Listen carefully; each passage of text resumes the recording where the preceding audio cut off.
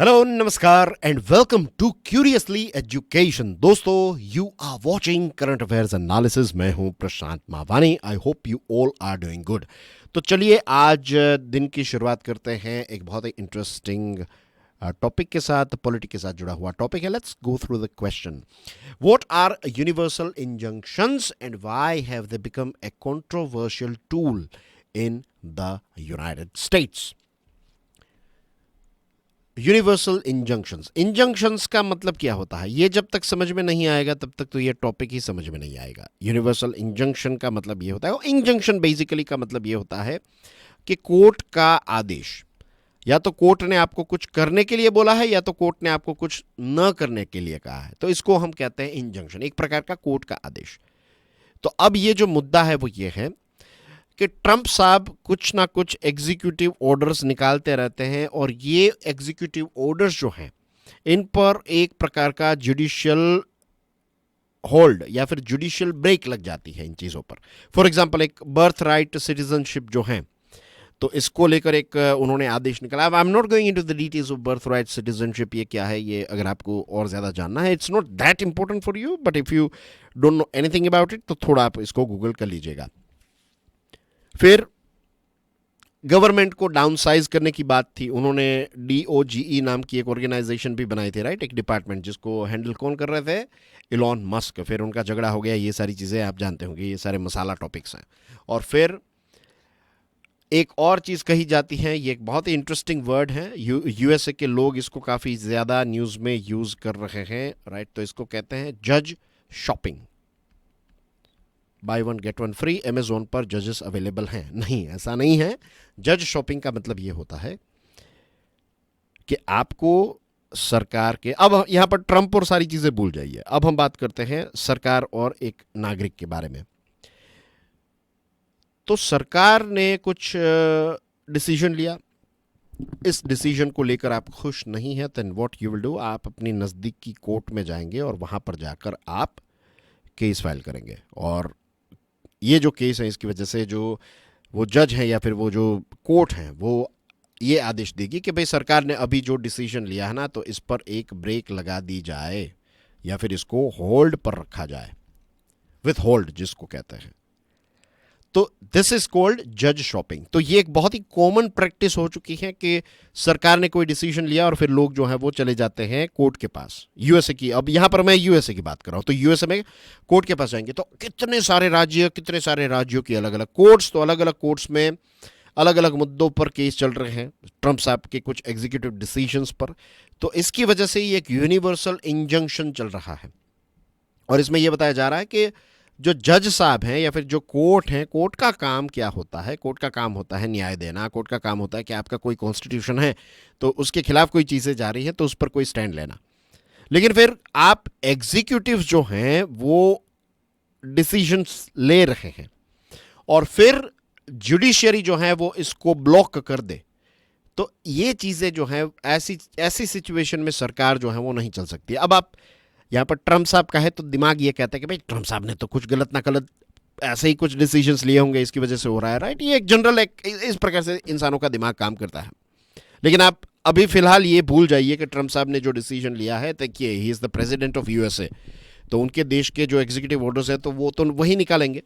अब हमें यहाँ पर बैठकर वो चीज़ें पसंद है नहीं है, that's a different thing, but the main thing that we have to understand is that कि किसी भी देश को चलाने का काम जो है वो वहाँ की पार्लियामेंट या फिर वहाँ की कांग्रेस, को भी शब्द हो, राइट। जापान की बात करें तो I think it is cold diet. तो बेसिकली पार्लियामेंट, और पार्लियामेंट में एग्जीक्यूटिव्स हैं आपके, तो ये देश को चलाएंगे। जुडिशरी जो है वो देश को नहीं चला सकती। Judiciary plays a very very important role in a democracy, एक पिलर की तरह है, बहुत ही स्ट्रॉन्ग पिलर है। इस पिलर के बिना आपका पूरा जो सिस्टम है वो गिर जाएगा। It is a very important pillar, लेकिन इस पिलर की भी एक लिमिटेशंस है। इसीलिए हम जो एक कॉन्सेप्ट पढ़ते हैं ना, चेक्स एंड बैलेंस का, चेक्स एंड बैलेंस का मतलब ही यही है कि जो लेजिस्लेचर है, मैं यहाँ पर सिर्फ लेज लिख रहा हूं, लेज का मतलब होता है यहाँ पर आपकी parliament, right. Then you have executive, तो इसमें आपके मिनिस्टर्स आ गए, तो इसमें प्राइम मिनिस्टर भी इंक्लूडेड है। And then you have your judiciary, right. तो इसमें supreme court, high court etcetera. तो ये तीनों का क्या है कि ये तीनों का फाइन चेक एंड बैलेंस है। तीनों के अलग अलग डोमेन्स हैं, तीनों जो है वो एक दूसरे के साथ मिलकर काम करें, तीनों का अच्छा चेक एंड बैलेंस रहेगा, तब देश जो है वो अच्छी तरीके से ऑपरेट कर पाएगा। तो यूएस सुप्रीम कोर्ट जो है उसने अब ये डिसीजन लिया है, restricted federal courts from issuing universal injunction. Supreme court ने अब ये बता दिया कि देखिए आप ये ऐसे यूनिवर्सल इंजंक्शंस जो है वो अभी मत लगाइए। और अब एक डिबेट जो है वहां पर स्टार्ट हो गई है। अगेन उसकी डिटेल में नहीं जाना है हमें, तो यहां पर यही पिकअप करना है क्या हमारे लिए इंपॉर्टेंट है। तो इंपॉर्टेंट ये है जो अभी हमने समझा। और अब हमारे देश की तरफ धीरे धीरे अगर हम आगे बढ़े, राइट, तो यूएसए में जो चीजें हो रही हैं उसको हमारे देश के साथ भी हम कंपेयर करके चीजों को देख सकते हैं, समझ सकते हैं, जो चीज अभी हम कर रहे हैं। अब जुडिशियल एक्टिविज्म जो है can become judicial overreach when shaping policy. Policy बनाने का काम जो है जुडिशियल एक्टिविज्म का, आप पॉजिटिवली अगर देखें तो कोई चीज अगर हो रही, फॉर एग्जांपल अगर कहीं किसी जगह पर रेप की खबर आई तो सुप्रीम कोर्ट को ये पता चला, जजेस को पता चला कि भाई किसी भारत के किसी राज्य में कहीं पर एक बहुत ही हीनियस रेप हुआ है, तो सुप्रीम कोर्ट सारी चीज़ें अपने हाथ में सुओ मोटो करेगी। क्या हो रहा है वो बताओ हमें, यहाँ पर ये पूरा केस लेकर आओ। तो ये आप इसको एक पॉजिटिव तरीके से जुडिशियल एक्टिविज्म कह सकते हैं। अगर कुछ गलत हो रहा है तो सुप्रीम कोर्ट उस पर कोई स्टैंड ले रही है, सुप्रीम कोर्ट या फिर high court etcetera. Judicial overreach का मतलब ये होता है कि आप अपने दायरे के बाहर निकलकर किसी और के दायरे में, यानी कि पार्लियामेंट और एग्जीक्यूटिव्स को बताने लगेंगे कि भाई आपको क्या करना चाहिए क्या नहीं करना चाहिए। अब इसमें एक और चीज आपके दिमाग में आ सकती है, दैट इज कि सर ये जो गवर्नर वाला केस था, जो रवि साहब हैं तमिलनाडु के, RN रवि साहब वाला जो केस था, जिसमें सुप्रीम कोर्ट ने कहा कि जो प्रेसिडेंट हैं और जो गवर्नर्स हैं उनको 1 से लेकर 3 महीनों के अंदर किसी बिल पर डिसीजन ले लेना है। तो ये क्या जुडिशियल ओवररीच नहीं हुआ? मेरे पॉइंट ऑफ व्यू से ये जुडिशियल ओवररीच इसलिए नहीं है क्योंकि कितने सारे सालों से, दशकों से ये प्रॉब्लम चल रहा था। मैंने स्पेसिफिकली जब भी ये गवर्नर वाला टॉपिक समझाया है तो मैंने बताया था ना कि मोदी साहब जब गुजरात के चीफ मिनिस्टर थे तो उनके साथ ये कमला बेनीवाल जी जो थे हमारे गवर्नर, उनका क्लैश चलता था। वो सारी चीज़ों को ध्यान में रखेंगे देन यू विल रियलाइज कि ये दशकों से ये चीज़ें जो है वो चल रही थी। तो अब इतने सालों से अब पार्लियामेंट कुछ नहीं कर रही इसके बारे में, तो फिर सुप्रीम कोर्ट को कुछ करना ही पड़ेगा ना, क्योंकि अब बात आ चुकी है चीफ मिनिस्टर और काउंसिल ऑफ मिनिस्टर की, जिनको इलेक्ट करके हम भेजते हैं, यानी कि उस पर्टिकुलर राज्य के सिटीजन्स। तो eight the end of the day citizens को न्याय देने की ही बात है ये, क्योंकि ये सारी चीज़ें अच्छी तरीके से चलेगी तो फिर जाकर लोगों का काम होगा।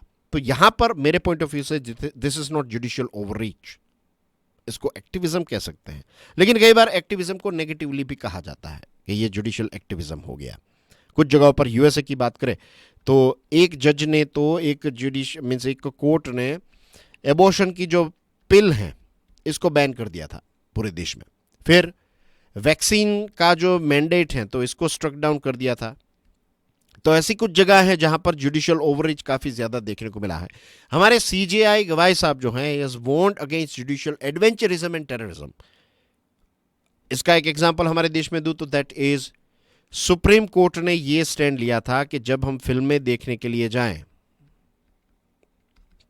तब हमें पॉपकॉर्न्स खाने ही, ऐसा नहीं था, मजाक कर रहा हूं, फिल्में देखने के लिए जाएं तब नेशनल एंथम जो है वो बजना चाहिए। ये सुप्रीम कोर्ट ने ही डिसीजन लिया था। फिर इसी चीज को सुप्रीम कोर्ट ने रिवर्स भी कर दिया था। तो this is something that is called, you can say, judicial adventurism overreach. फिर फार्म लॉ जो चैलेंज किए गए, भूषण स्टील प्लांट जो हैं, ये कुछ ऐसी जगह हैं जब, तो यहां पर गवाही साहब जो हैं हमारे CJI वो भी कह रहे हैं कि भाई ये जुडिशियल एडवेंचरिज्म और टेररिज्म जो है वो नहीं हो, टेररिज्म यानी कि जुडिशियल टेररिज्म, ये चीज नहीं होनी चाहिए। Judicial encroachment into legislative matters disrupts governance, right. बहुत सारे एग्जांपल्स हैं।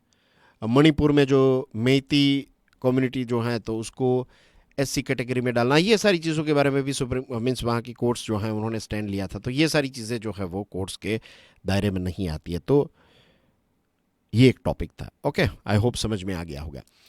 दूसरा जो टॉपिक है, how does the Bezos Sanchez wedding in Venice reflect the broader tensions between elite tourism and local sustainability, discuss the implications for urban governance.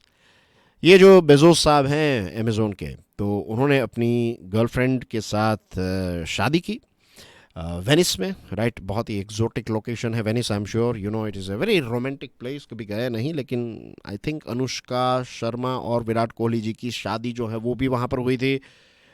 Deepika Padukone और उनके भी husband जो रणवीर सिंह हैं उनकी भी शादी वहीं पर इटली में ही हुई थी। I am not sure about Venice, लेकिन ये चीज़ें हैं एनीवेज।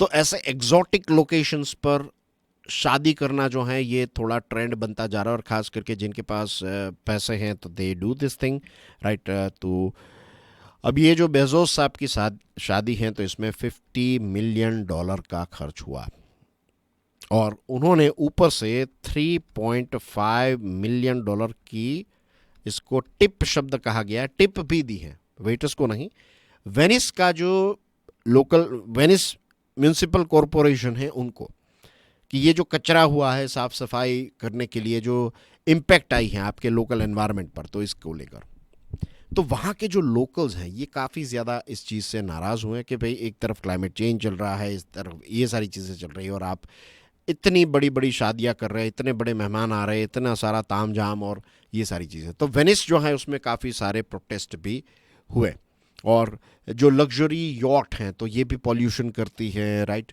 तो ऐसी बहुत सारी चीज़ें हुई, और वहाँ के लोग ये कह रहे हैं कि धीरे धीरे ये सिटी जो है ये सिटीजन्स के लिए नहीं, लेकिन ये एक इलीट डेस्टिनेशन बन चुका है। चीज़ें काफ़ी ज़्यादा महंगी होती जा रही हैं, एनवायरमेंटल डैमेज हो रहा है, लोगों को डिस्प्लेस करना पड़ रहा है, ये सारी चीज़ें हो रही। हमारे देश में ओली नाम की जो जगह है, तो यहाँ पर ऐसा हुआ था, एक गुप्ता ब्रोज हैं, तो उनके परिवार की जो एक शादी का जो एक सेटअप था, तो इसकी वजह से कुछ 240 क्विंटल वेस्ट जनरेट हुआ, और उन्होंने कहा कि जो भी खर्चा होगा ये वेस्ट को मैनेज करने के लिए they are ready to give it. लेकिन यहाँ पर प्रश्न ये उठता है कि लोकल अथॉरिटीज़ जो हैं ये सारी चीज़ों के बारे में क्या कर रही हैं। इकोलॉजिकल रेड लाइन्स जो हैं इनको क्रॉस किया जा रहा है। This is something that we are seeing with our tourism spots as well. Amarnath की यात्रा का अगर हम एग्जाम्पल लें, right, and not just Amarnath की यात्रा, दूसरी जगहों पर भी आपको यह देखने को मिल रहा है। तो जहां पर आजकल तो ऐसा भी माहौल है कि भाई कहें कि अमरनाथ यात्रा, तो फिर लोग ऐसे भी बातें उठाते हैं कि भाई तो फिर बकरीद पर आप क्यों नहीं बोल रहे हैं, फिर क्रिसमस के बारे में क्यों नहीं बोल रहे हैं। ऐसा कुछ नहीं है, राइट। देखिए मीन्स आप नहीं बोल रहे हैं, मैं जस्ट बता रहा हूँ, ऐसा माहौल ऑनलाइन काफ़ी ज़्यादा देखने को मिल रहा है। ये भी ऑनलाइन ही है, लेकिन जिसमें 5, 6, 10 लाख व्यूज़ रहते हैं, तो उसमें ऐसी बात आप कर दो तो एक नई कंट्रोवर्सी जो है वो स्टार्ट हो जाएगी। कण्वर यात्रा को अगर आप देखेंगे, अभी ओडिशा की बात करें, राइट, लेटेस्ट, तो एक बहुत बड़ा स्टैम्पीड वहाँ पर हुआ, उसके बारे में भी आज हम डिस्कशन करने वाले हैं। वो भी टॉपिक जो है वो आज हमारे एक अलग से हैं। तो मास पिलग्रिम टूरिज्म, ये सारी चीज़ें जो हो रही है, तो इसकी वजह से इकोलॉजिकल हार्म जो है वो काफ़ी ज़्यादा हो रहा है। और सदर्न स्टेट्स की बात करें तो वहाँ पर तो तमिलनाडु ने जो फॉर एग्जांपल नीलगिरीज हैं, तो वहाँ पर कुछ मैक्सिमम 20,000 जितने व्हीकल्स ही जा सकते हैं, एक लिमिट रख दी है, कैप लगा दी है। जो कुर्ग है, तो कुर्ग में भी ऐसा कर दिया है कि जो एस्टेट्स हैं तो आप इनको रिजॉर्ट में कन्वर्ट नहीं कर पाएंगे, एक लिमिट रख दी है। आई रिमेंबर एक जगह है, राइट, 2014 में हम एक फैमिली ट्रिप पर गए थे वहाँ पर, 2014 की बात कर रहा हूँ मैं। And this was my first time कि हम गए कुंभलगढ़ जो राजस्थान में है। तो जब 2014 में हम गए तो आई स्टिल रिमेंबर, वो हमारी पूरी जो राजस्थान की ट्रिप थी उसमें हमारा सबसे फेवरेट लोकेशन वही था, क्योंकि वो एक ऐसी जगह थी जो काफ़ी सीरीन थी, काफ़ी नेचुरल थी, इतने कोई लोग वहाँ पर नहीं थे, एंड पूरे परिवार ने काफ़ी ज़्यादा ये कुंभलगढ़ को एंजॉय किया। We were just relaxing, that's it. फिर हम दूसरी जगहों पर भी गए, क्रिसमस ईव की पार्टी एक जगह पर गए थे, it was very expensive place, मैं वो भूल गया, बट एनीवेज माउंट आबू भी गए थे, इट वॉज वेरी बिजी। ये बात मैं इसलिए कर रहा हूँ क्योंकि कुंभलगढ़ जो है जब हम गए थे it was very very quite. उसके कुछ 6-7 साल के बाद, कोविड से पहले पहले मेरे जब दोस्त गए एंड फिर मुझे पता चला, मैं उसके बाद कभी नहीं गया वहाँ पर, लेकिन वो मुझे तस्वीरें दिखा रहा था। I was said like this is Kumbhalgarh, ये आजू बाजू इतने सारे रिसोर्ट्स हो गए। लाइक एक वक्त था जब mount Abu was considered quite. आज माउंट आबू जो है ये काफ़ी ज़्यादा क्राउडेड हो चुका है, सीजन में इट इज़ वेरी क्राउडेड क्योंकि हर जगह पर होटल्स आ चुकी हैं।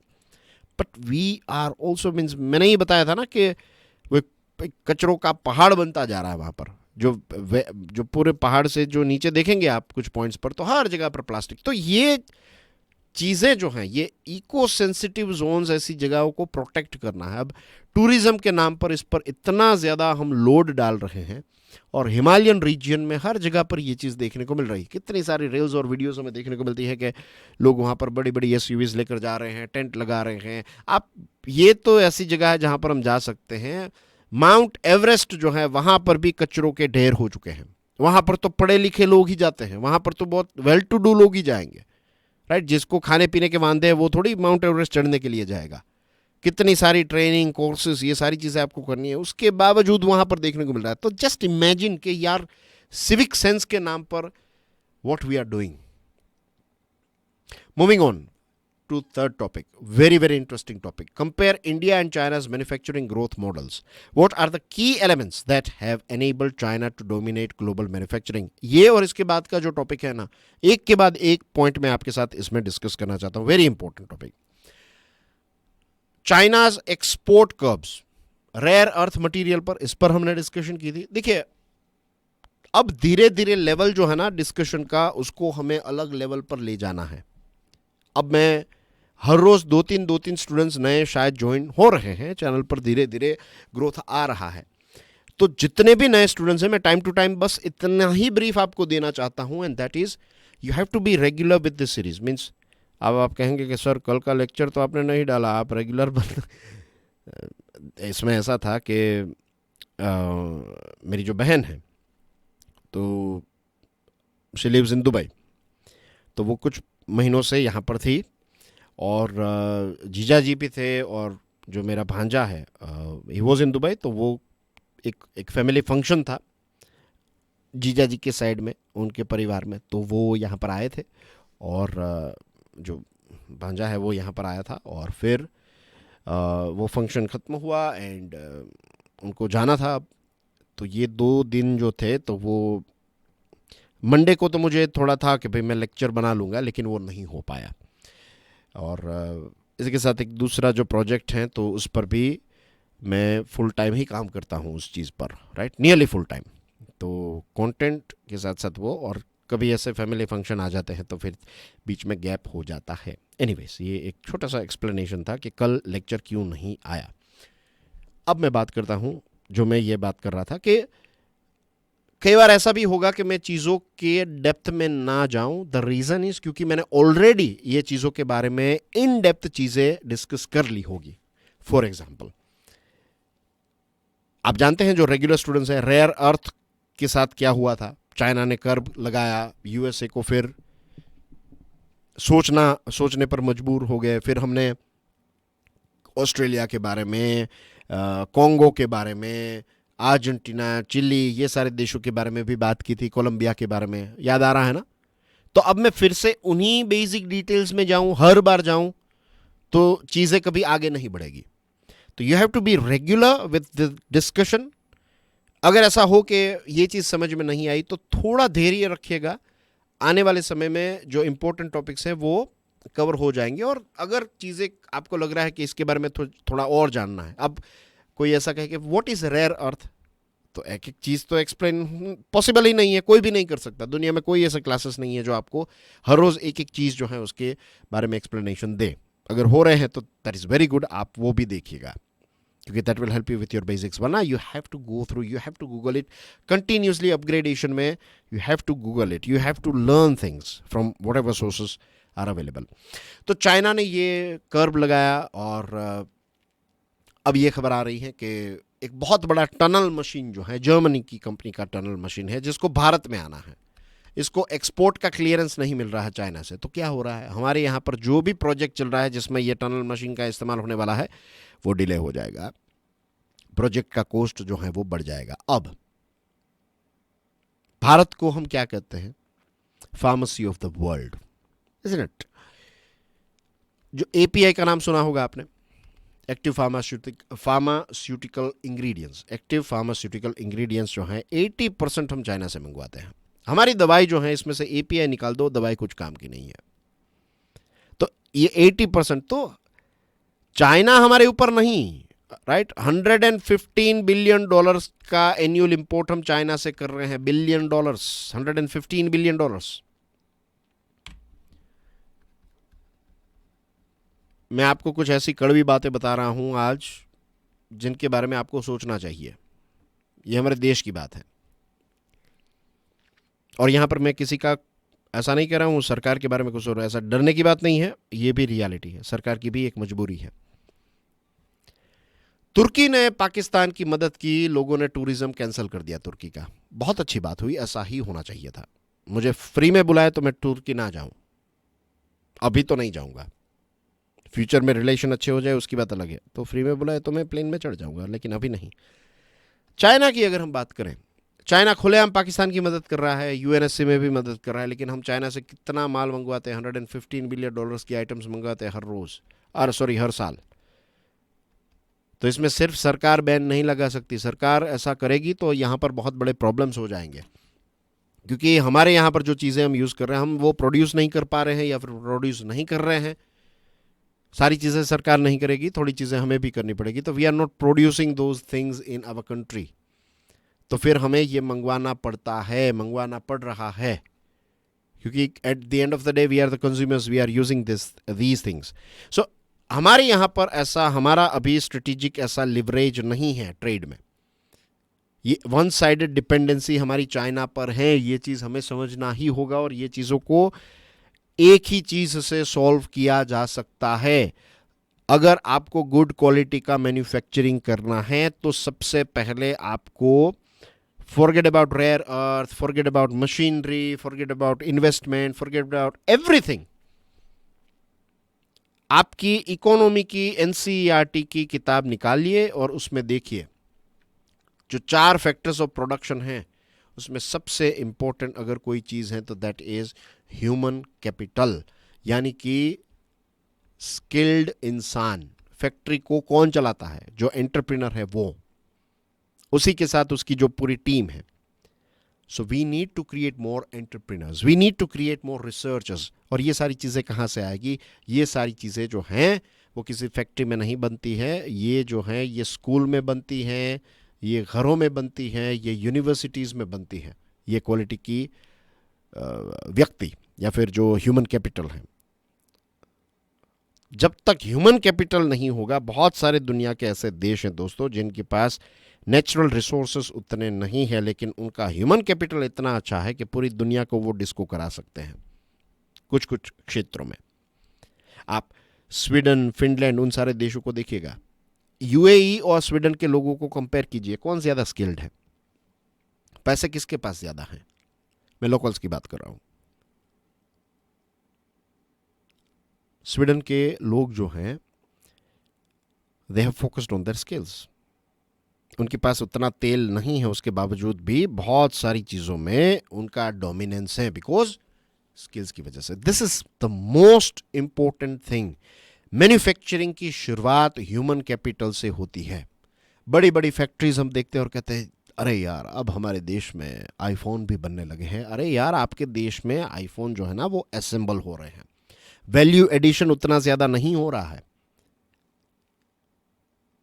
पहले ऐसा था कि सरकार जो है वो सारी चीज़ें चलाती थी, हमारे देश में ऐसा था। फिर फ्री मार्केट का ज़माना आया, आज फिर से सरकार जो है वो सारी चीज़ें अपने कंट्रोल में लेना चाहती है। यूएसए ये कह रहा है कि भाई गाड़ियाँ यहाँ पर बनाओ, आईफोन यहाँ पर बनाओ, सारी चीज़ें यहाँ पर बनाओ। यूके जो है वो ये कह रहा है कि भाई हम मैन्युफैक्चरर्स को कुछ सब्सिडीज़ प्रोवाइड करेंगे, प्रोडक्शन यहाँ पर होना चाहिए। टैरिफ वॉल्स जो है ये बढ़ रही है। और चाइना जहाँ पर आज पहुँचा है ना, चाइना ने एक लॉन्ग टर्म प्लानिंग की है, चाइना ने बहुत मेहनत की है। उसके बाद चाइना 32% आज समय ऐसा है, मैन्युफैक्चरिंग वर्ल्ड का शेयर जो है, वर्ल्ड मैन्युफैक्चरिंग सेक्टर में चाइना का कंट्रीब्यूशन 32% है। तो ये बात चाइना से हमें सीखने की ज़रूरत है। हमारे देश में जो मेक इन इंडिया है, इसका कंट्रीब्यूशन जीडीपी में पहले 15% से 25% तक ले जाने की बात थी कि 2025 तक हम यहाँ पर 15 से 25%, यानी कि हमारे जीडीपी में आज से समझ लीजिए 2014 के आसपास अगर आप देखेंगे तो 15% के आसपास कंट्रीब्यूशन था मैन्युफैक्चरिंग का। इसको हमें 2025 में 25% ले जाने की बात थी। पता है आज कितना है 2025 में? 14.3% ही है। तो इतना कुछ बड़ा वो नहीं हुआ है हमारे देश में। पीएलआई स्कीम की वजह से इंप्रूवमेंट आया है, मोबाइल सेक्टर में आया है, फार्मा सेक्टर में आया है, ये सारी चीज़ें हुई है, लेकिन जैसे मैंने आपको बताया वैल्यू एडिशन जो है ना वो उतना बड़ा नहीं हो रहा है। आप फॉर एग्जांपल $950 की बात हो रही है, $950 की चीज़ें यहाँ पर आई और आपने इन सारी चीज़ों को मिक्स करके आईफोन बना दिया, यानी कि आपने असेंबली की और फिर आप इसको $1000 में बेच रहे हैं। तो वैल्यू एडिशन सिर्फ $50 का हुआ। तो 1000 में 50 कितना हुआ, कितने परसेंटेज हुआ? ये तो एक समझाने के लिए मैं बता रहा हूँ, इससे बहुत कम 1%, 2%, 5% जितना ही वैल्यू एडिशन हो रहा है। दिस इज नथिंग, क्योंकि बाकी की सारी चीज़ें बाहर से बन कर आ रही हैं। और पीएलआई स्कीम में भी ऐसा है, जो फंड है ना 2024 में पीएलआई स्कीम के लिए जो फंड है, सिर्फ 8% फंड जो है यही यूटिलाइज हुआ है। 2/3 जितने जो टारगेट है पीएलआई के, ये अचीव नहीं हो पाए हैं। और लॉजिस्टिक्स की एफिशिएंसी हमारे यहां पर, बारिश आती है रोड की हालत देख लीजिए, टैक्स कितने सारे कॉम्प्लेक्स है, लाइसेंस की रेजीम आज भी है, सेंटर और स्टेट के बीच में कोऑर्डिनेशन के इश्यूज आज भी हैं। पास्ट में जो स्पेशल इकोनॉमिक जोन्स बनाए थे यूपीए सरकार ने, करप्शन ये वो कितनी सारी ऐसी चीज़ें हुई, नहीं हो पाई। 2021 तक हम लॉजिस्टिक्स पर इतना ज़्यादा जोर ही नहीं दे रहे थे। 2021 में गति शक्ति जब आया, गति शक्ति लॉन्च किया जब मिशन गति शक्ति, तब जाकर हमने लॉजिस्टिक्स पर उतना ज़्यादा फोकस करना स्टार्ट किया। तो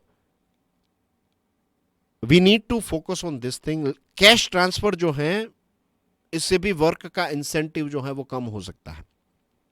यंगस्टर्स को जॉब देने के लिए उनकी स्किल्स इंप्रूव करनी पड़ेगी। जॉब गिवर्स के साथ साथ जॉब टेकर्स दोनों को सपोर्ट करना पड़ेगा।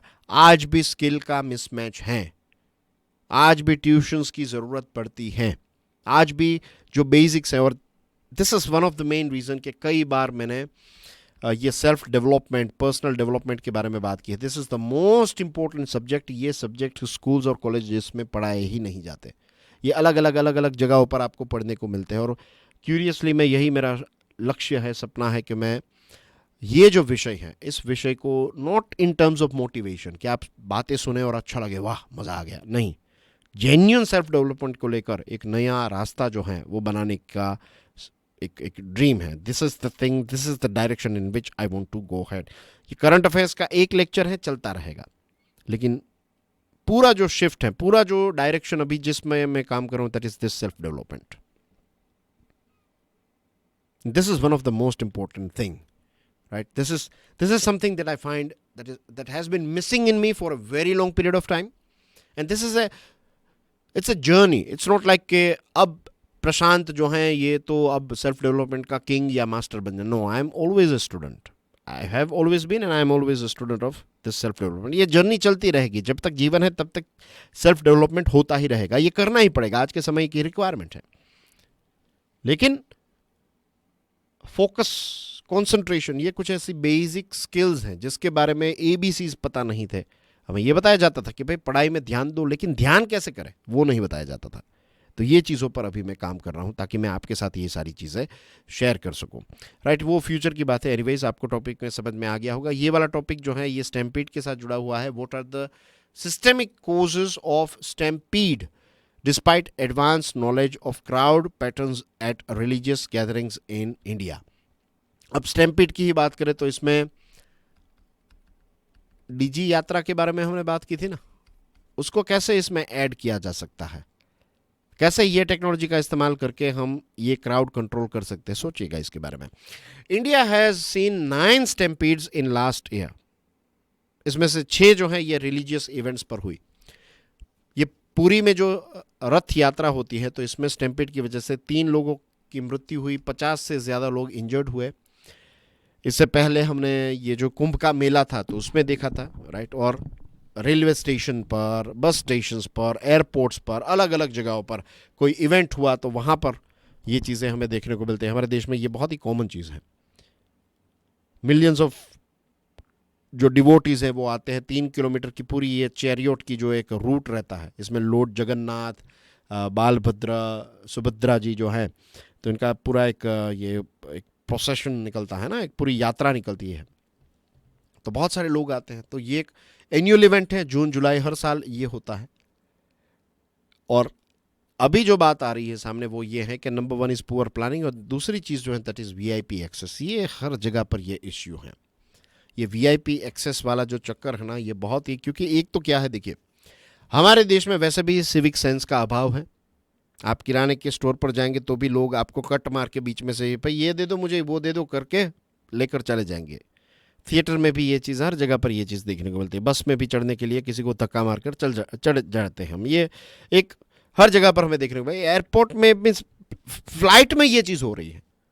इससे पहले एक कॉमेडी भी की थी हमने इस पर कि प्लेन आपको उड़कर लेकर चला है ये, लेकिन आप you will find this thing, plane जैसे ही लैंड करेगा और ब्रेक लगेगी, thank you very much for flying, इतना सुना नहीं, और सब खड़े हो जाते हैं जैसे प्लेन उनको लेकर सच में उड़ जाने वाला हो। और फिर करना क्या है, उतर कर वही बस में आपको बैठना है जो बस आपको लेकर जाने वाली एयरपोर्ट तक,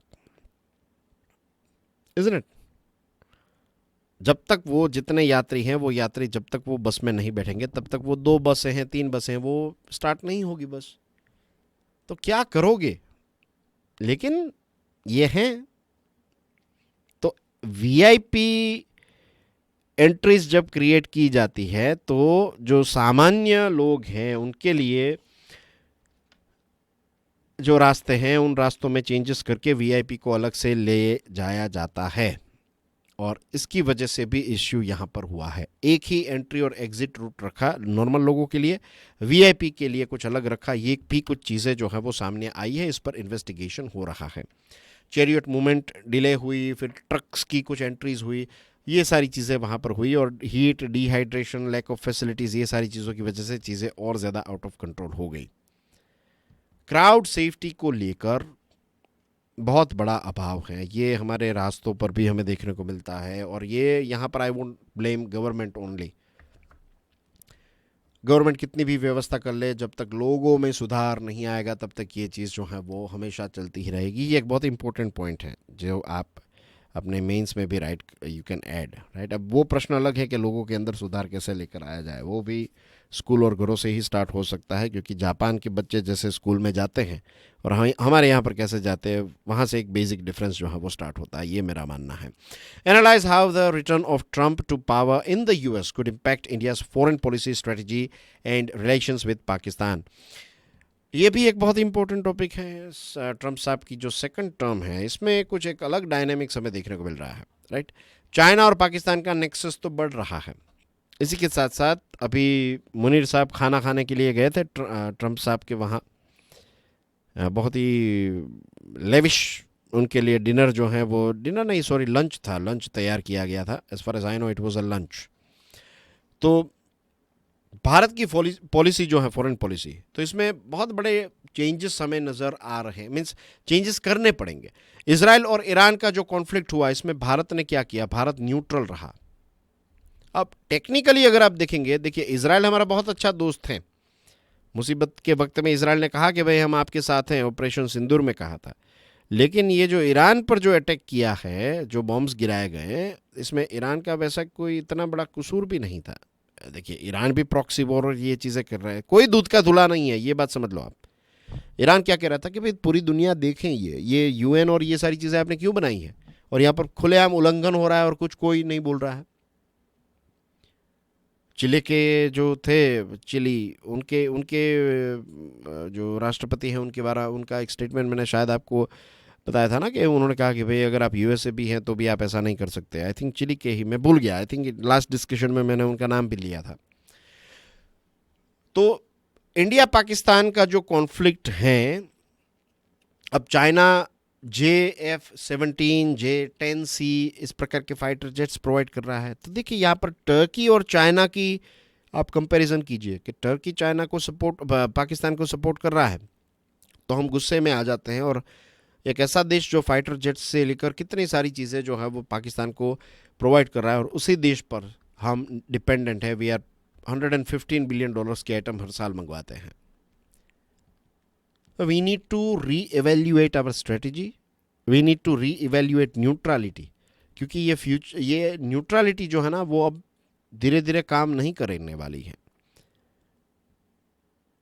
अब ऐसी चीज़ें हो चुकी हैं कि we need to make our position clear कि भाई ये इसलिए है क्योंकि यूएसए को देखिए आप, अब यूएसए जो है वो पाकिस्तान में काफ़ी ज़्यादा इंटरेस्टेड हो चुका है, क्योंकि अब ईरान को कंट्रोल करना है। शायद यूएसए की स्ट्रेटजी ये भी हो कि चाइना से पाकिस्तान को अलग करने के लिए, पाकिस्तान को तो इसमें मज़े हैं, चाइना से भी पैसे मिलेंगे, यूएसए से भी मिलेंगे।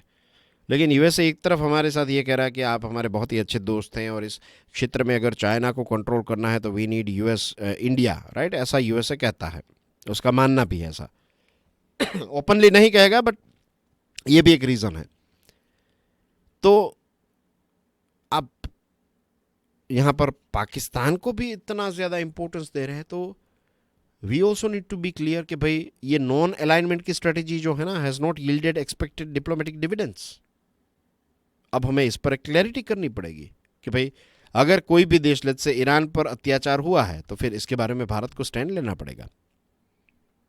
शांग्रीला डायलॉग में आप देखिए, वहाँ पर यूएसए के जो डिफेंस सेक्रेटरी हैं वो आकर इंडो पैसिफिक के बारे में कहते हैं कि भाई शांग्रीला जो डायलॉग है सिंगापुर में होता है, तो यहाँ पर काफ़ी अच्छी तरीके से डिप्लोमेसी और बातचीत और इन सारी चीज़ों के माध्यम से चीज़ों को सॉर्ट आउट करने की बात है। और ऐसे प्लेटफॉर्म पर आकर यूएसए जो है वो धमकी देकर चला जाता है, फिर चाइना को भी धमकी जो है वो इश्यू करनी पड़ती है। तो अब दुनिया में चीज़ें जो हैं वो काफ़ी ज़्यादा डिप्लोमेसी को बैक स्टेज पर डाल रहे हैं ये लोग, और खुलेआम धमकियाँ चल रही है, खुलेआम झगड़े चल रहे हैं। ये सारी चीज़ें जो है this is not acceptable. India must prepare for prolonged conflicts and two front war scenarios as well. अभी यूके जो है, यूके की डिफेंस जो मिनिस्ट्री है, उन्होंने थरो ऑडिट किया है कि हमारे पास कौन कौन सी चीज़ों की कमी है। तो ऐसा कुछ ऑडिट हमारे यहाँ पर भी होने की ज़रूरत है। China's new national security white paper underscores its strategic priorities.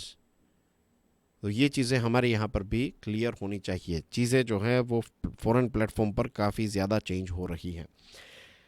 And that's basically everything in today's discussion. Thank you very much. God bless you all. जय हिंद।